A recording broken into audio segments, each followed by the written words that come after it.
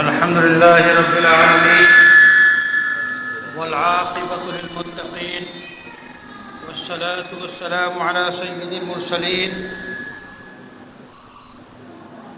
وعلى أزواجه وذرياته ومن تبعهم بإحسان إلى يوم الدين.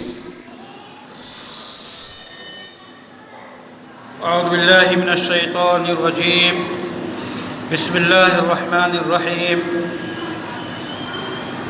الرحمن علم القرآن خلق الإنسان علمه البيان. حضرات گرامی، اس وقت جو عالمی پس منظر ہے، جس وبا کے اثرات سے پوری دنیا متاثر ہے،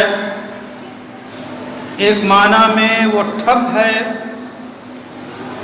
ایسے میں جو سب سے زیادہ نقصان اور سب سے زیادہ خسران ہوا ہے اور ہو رہا ہے، وہ ہمارے اس سرمایے کا ہو رہا ہے جو سرمایہ انتہائی قیمتی ہے. وہ ہے ہماری نئی نسل. نئی نسل کی تعلیم، نئی نسل کی تربیت، نئی نسل کی آگیاری، نئی نسل کو جانکاری دینا، اس سے ہم گویا ایک درجے میں رکے ہوئے ہیں. اور ایسے حالات پیدا ہو گئے ہیں کہ جہاں تعلیم کے جتنے ذرائع ہیں وہ مسدود ہیں، بند ہیں یا محدود ہیں. وہ تعلیم جو اعلیٰ تعلیم کہلاتی ہے، اس کو آن لائن شروع کیا گیا، لیکن آن لائن اور آف لائن دونوں ذریعہ تعلیم میں جو فرق ہے وہ بہت واضح ہے.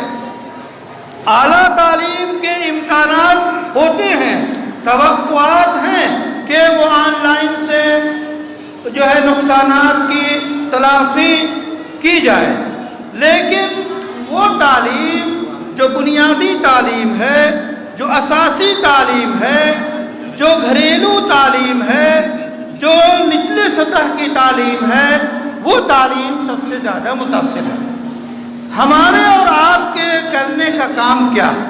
ظاہر ہے کہ جب عالمی مصیبت ہے تو اس میں حکومتیں، عوام اور ہر طرح کے شخصی و غیر شخصی اور حکومتی ادارے سب اس میں مل کر جب کام کریں گے تب ہم اس سے نبرد آزما ہو سکتے ہیں.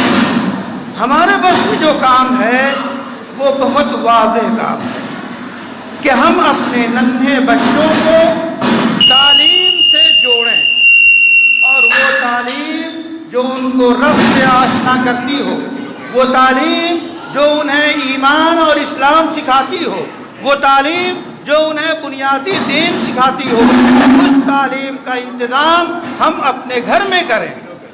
ہم ان اساتذہ اور ان ٹیوٹر کی خدمات حاصل کریں جو گھر میں آ کے یا ضابطوں کی پابندی کر کے کسی جگہ پہ ان کی اس تعلیم کا بندوبست کریں. یہ ہمارے ذمے، ہمارے فرائض میں ہے، ہماری ذمہ داری ہے، ہمارے لیے یہ حکم ہے کہ ہم اس تعلیم کا بندوبست کریں. وہ نونہالان ہوں یا ہمارے کچھ متوسط درجے کے بچے ہوں، وہ جو دین سے واقف نہیں ہیں، جنہوں نے قرآن نہیں پڑھا ہے، جنہوں نے دینیات سے واقفیت حاصل نہیں کی ہے، جو نماز نہیں جانتے ہیں، جو دین نہیں جانتے ہیں، تو بنیادی دین کی تعلیم ایسے اوقات میں جو لاک ڈاؤن کے اوقات کہلا رہے ہیں یا اس میں پابندیاں باقی ہیں، یہ ضروری ہے اور ہمارے فرائض میں ہے. قرآن تو اللہ تعالیٰ فرماتے ہیں کہ رحمان نے علم القرآن، قرآن سکھایا. اللہ نے براہ راست حضرت جبرائیل کے ذریعہ محمد عربی صلی اللہ علیہ وسلم پہ قرآن نازل کیا اور سکھایا، اور آپ نے صحابہ کو سکھایا، اور پھر اسی واسطہ بواسطہ اسی شان آن بان کے ساتھ قرآن کی تعلیم قیامت تک جاری رہے گی. اس شمع کی روشنی ہم اسی وقت حاصل کر سکتے ہیں جب اس کو اپنے دل میں روشن کریں گے اور اس تعلیم کا انتظام کریں گے۔ تو ننھے بچوں اور ان بچوں کے یہ تعلیم کا انتظام کرنا جو دین سے واقف نہیں ہے، یہ ہمارے فرائض میں ہے۔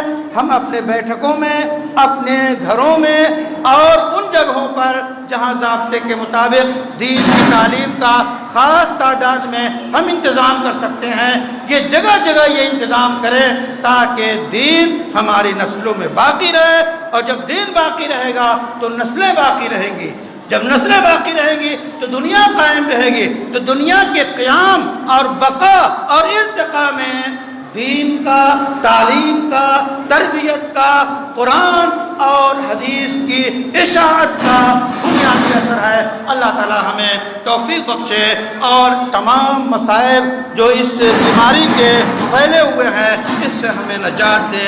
ربنا تقبل منا انك انت السميع العليم وتب علينا انك انت التواب الرحيم برحمتك يا ارحم الراحمين۔